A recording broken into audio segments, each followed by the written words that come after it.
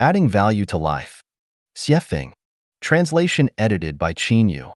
In society, there is a common phenomenon.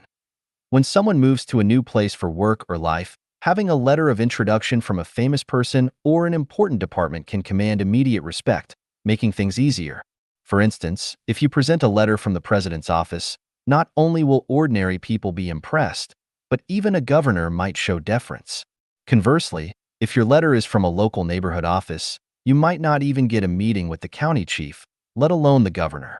Similarly, if you display a photo in your living room of yourself with President Bush or Bill Gates, people will view you with greater respect. However, if the photo is with a criminal, people will likely keep their distance, treating you with caution. This approach is a way to add value to one's life. The person hasn't changed, but with eye-catching packaging, others assume the content must be valuable. Just as an ordinary product's price can increase dramatically with exquisite packaging, a person in society can benefit from effective self-presentation. Good presentation not only enhances one's image, but also makes tasks easier. During my travels in China, whenever a taxi driver asked where my child was studying and I mentioned he was attending university in the United States, their attitude and tone would noticeably shift, as if my status and value had suddenly increased, allowing me to project a more dignified demeanor. Is this superficial? Not at all. The secular world thrives on such things. In fact, truthful self-presentation can not only enhance one's appearance, but also has a profound psychological impact, subtly increasing one's self-worth. Every time I think of friends like Taiji Celestial, Foshan Celestial, Penglai Celestial, and Tianshan Celestial, I feel a surge of pride and see myself as someone remarkable. Some people value the packaging more than the product itself. Is the packaging worthless? If Xiefeng becomes internationally renowned one day, my packaging will become very valuable. A certain Chanyuan Celestial might proudly say, Xiefeng is my close friend. I can call him anytime. Appropriate self-presentation truly makes a difference. Why not embrace it? Adding value to one's life is about enjoyment. Life is essentially a game, so why not play it to the fullest? Only a fool would be overly serious and devoid of any sense of fun. However, if you can add value to your life, the significance becomes much greater. St. Peter and St. Paul were different from ordinary people, as were Guanyin Bodhisattva and Manjusri Bodhisattva, because of their special relationships with Jesus and Shakyamuni. Thus, their lives were imbued with greater value. Adding value to life goes beyond mere self-presentation or having fun. It's about enhancing the quality of one's life. Even the finest gem won't shine without being cut, polished, and refined. Even the best ivory won't become a masterpiece without careful carving.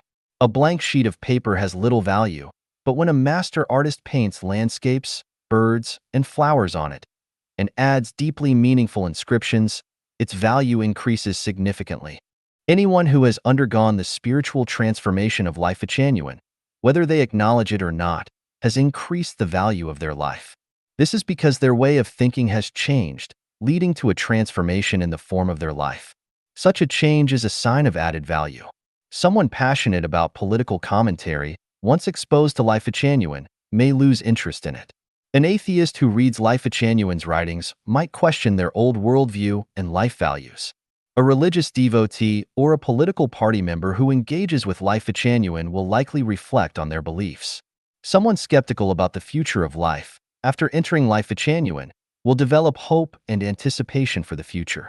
If you believe you are valuable, you are. If you believe you are worthless, you are. A confident person can generate boundless spiritual strength. Someone aiming to change the world will find their wisdom suddenly emerging. A person striving to become a master will experience extraordinary inspiration. Someone with an infinite longing for life will surely find a true guide.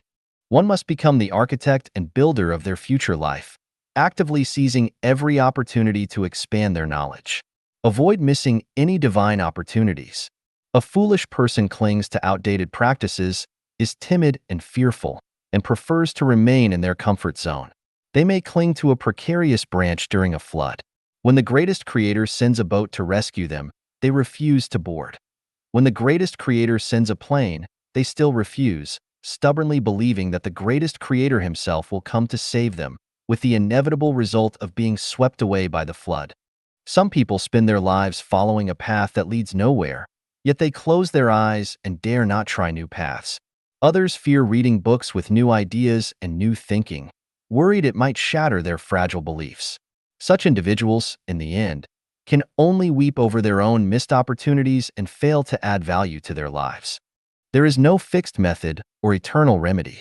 If someone doesn't dare to associate with today's great minds, what progress can they make beyond muttering to themselves and whispering in secret? Some people don't understand the concept of truth, but still pursue it. Isn't that like a blind man lighting a candle to no avail? Where will you find the truth? Who wants to add value to their life? Enter Life Genuine, the only place of its kind. Don't wander aimlessly. The ship of life is at your doorstep. If you still refuse to board, don't blame the greatest creator, Jesus, or Shakyamuni for being unkind or unmerciful.